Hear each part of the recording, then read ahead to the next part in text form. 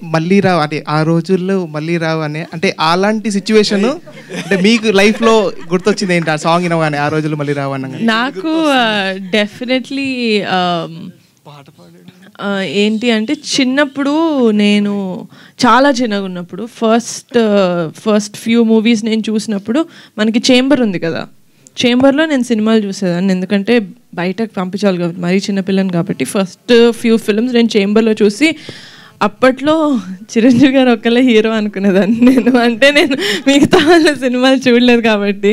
So కానీ మెల్లమెల్లగా నాగార్జున గారి సినిమాలు, బాలకృష్ణ గారి సినిమాలు, వెంకటేష్ గారి సినిమాలు కూడా రామానాయుడులోను చేంబర్లోను ప్లే చేయడం చూసినప్పుడు ఓకే మిగతా వాళ్ళు కూడా ఉన్నారు.